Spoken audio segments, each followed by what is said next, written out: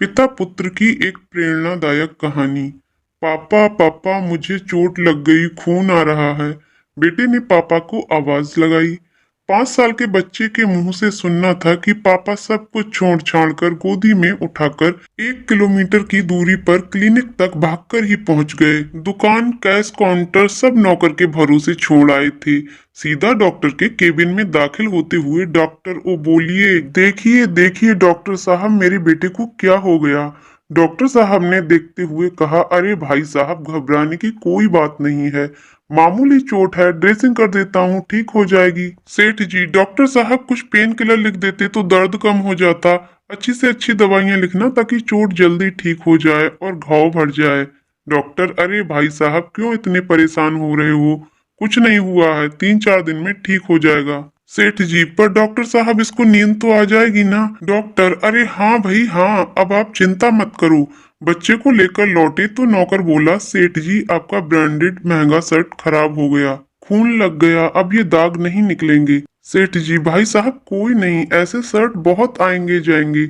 मेरे बेटे का खून बह गया, वो चिंता खाए जा रही है, कमजोर ना हो जाए। तू जा, एक काम कर, थोड़े सूखे मेवे फ्रूट ले आ, इसे खिलाना पड़ेगा। और हाँ, अब 4-6 दिन मैं नहीं आऊंगा, तू दुकान संभाल लेना क्योंकि बेटे की देख रेख करनी है।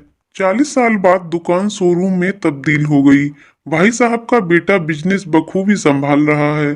सेठ जी रिटायर्ड हो चुके हैं, घर पर ही रहते हैं। तभी घर से बेटे की बीबी का फोन आता है, अजी सुनते हो, ये आपके पापा पलंग से गिर गए हैं, सर पर से खून आ रहा है। लड़का, अरे यार ये पापा भी ना, इनको कितनी बार बोला है कि जमीन पर सो जाया करो, पर मानते ही नहीं, पलंग पर ही सोते हैं। पास में खड़े नौकर को आवाज देकर बोला, अरे रामू काका, जाओ तो घर पर पापा को डॉक्टर अंकल के पास लेकर आओ, मैं मिलता हूँ वहीं पर।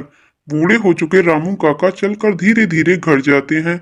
तब तक सेठ जी का काफी खून बह चुका था। बहू मुंह चढ़ाकर बोली, ले जाओ जल्दी, पूरा महंगा कालीन खराब हो गया है। काका जैसे तैसे जल्दी से रिक्शे में सेठ जी को डालकर क्लिनिक ले गए। बेटा अब तक नहीं पहुंचा था। काका ने फोन किया तो बोला, अरे यार वो कार की चाबी नहीं मिल रही थी, अभी मिली है, थोड़े कस्टमर भी हैं, आप बैठो वहीं पर, मैं आता हूँ थोड़ी देर में। जो दूरी 40 साल पहले एक बाप ने बेटे के सर पर खून देखकर 10 मिनट में बेटे को गोद में उठाकर भागकर तय कर ली थी, आज वही दूरी बेटा 1 घंटा 10 मिनट में कार से भी तय नहीं कर पाया था। डॉक्टर ने जैसे ही भाई साहब को देखा उनको अंदर ले गए, इलाज चालू किया, तब तक बेटा भी पहुंच गया। डॉक्टर अंकल बोले, बेटे खून बहुत बह गया है, एडमिट कर देते तो ठीक रहता।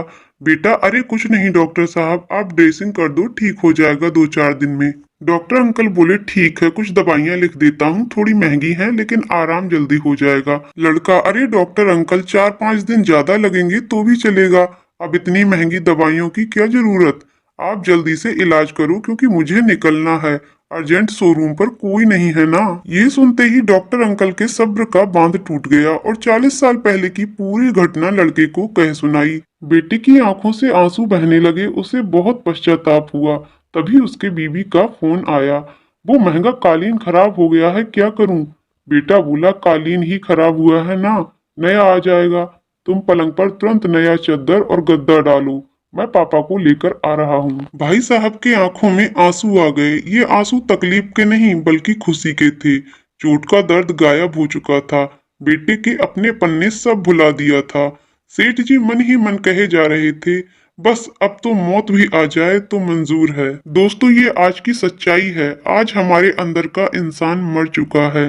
माँ बाप अकेलेपन का जीवन जी रहे हैं और बेटा कामयाबी और दौलत की चकाचौंध में खोकर सब कुछ भूल चुका है। एक बार जरूर सोचें, ऐसा क्यों हुआ। सच कहूँ तो कहीं ना कहीं हम बच्चों को ये सिखाने में नाकामयाब रहते हैं कि माता पिता के प्रति कुछ जिम्मेदारी है।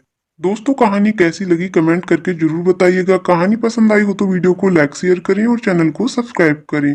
वीडियो को पूरा देखने के लिए बहुत बहुत धन्यवाद दोस्तों।